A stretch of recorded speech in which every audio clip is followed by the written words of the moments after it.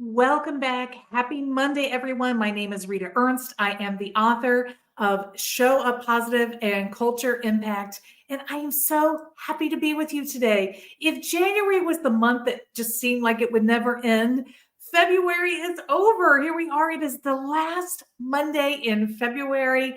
And at my house in Louisville, Kentucky, I have daffodil bulb blooms that are, the heads are getting so big, they're going to be opening before we know it. So it is definitely feeling like spring in the air. And what a perfect time to finish on our word amplify. February is the month of love. It is the month of honoring Black history. And that is definitely a time when we want to think about how we amplify other voices. So I have my card deck here. This is the companion card deck that is part of Culture Impact and my book on culture repair. And I'm going to pull the cards out of the deck. I love all of these cards, but I put this one on top. This is our card, Amplify. And last week, we talked more about your own mindset and how you work on that with Amplify. But I want to get into some specific things you can do this week to make sure that you are practicing Amplify inside of your team and your organization. Are you ready? You might want to take some notes here as I share these with you. So, number one, I want you to play the yes and game. So the yes and game is simply this.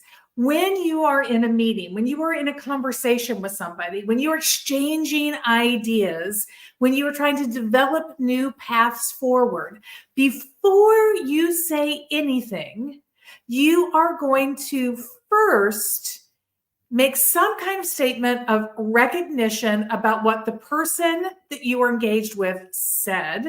So if you and I were in a conversation and you said, well, I think we should follow a path that we can do most expediently.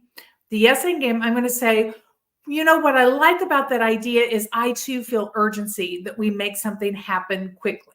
So I'm acknowledging to you that I heard what you say. This is amplifying somebody else's point, right? We all want to feel like we are really heard and understood. So just taking that moment to say one thing that you can acknowledge about what the person said and make a connection to that before you add on your next thing. So I might say, and because I share your urgency, I think we need to focus on solutions that really use the resources that we already have in place.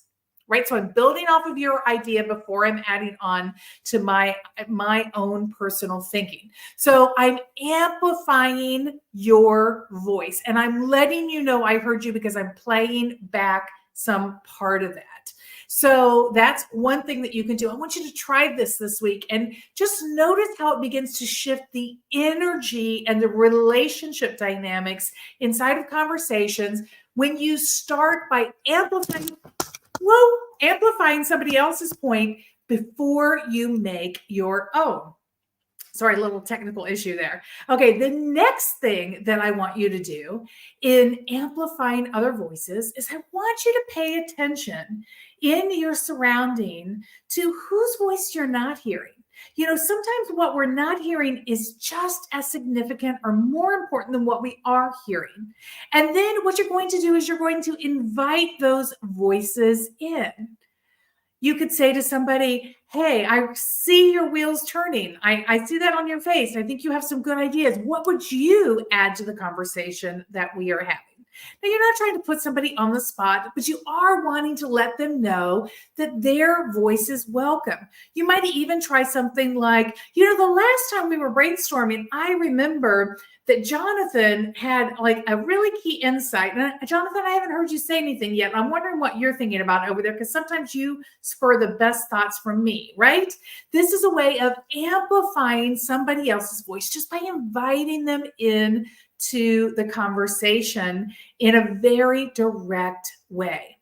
And lastly, finally, one of the best things you can do to amplify others' voices is to notice when we're interrupting one another. And we all do it. We all have that time when we're so excited about what we want to say that we are trying to like find the smallest opening whatsoever to jump in and insert our idea as if it's going to escape us. And some of us, it does. I have that brain sometimes where it does escape me. Instead of blurting it out, write yourself a little note. But notice, and when people are interrupting other people, you simply say, you know what, Susan, I want to hear first everything that Carl was trying to share before we get to your idea. Would that be okay? Let's let Carl finish. So by naming the interruption, right, we begin to practice this idea of listening fully. I don't think very many people do it to be rude. I think it is a habit. It is a rude habit, just like cutting people off or not using your blinker in a car. But we all have bad habits, and interrupting people can be a bad habit. But you can help, because the person on the receiving end of the interruption, it really steals their soul a little bit when they are consistently interrupted over and over and over again. And sometimes they don't feel like they can advocate for themselves, or they've tried to advocate for themselves and they've not been heard. But when they have other people around them that are helping them, see, you're amplifying their voice by making sure there is sufficient space for them in the conversation. So those are the 3 tactics right there. We're going to practice those all this week. And please, jump over into the DMs, into the comments. Let me know, how do you notice the energy shifting when you start showing up in these ways of amplification inside of the dynamics in your workplace? I can't wait to hear what you discover. Thank you so much for joining me. I will see you back here next week. We'll be starting a new word as we start a new month. Have an awesome week. Bye.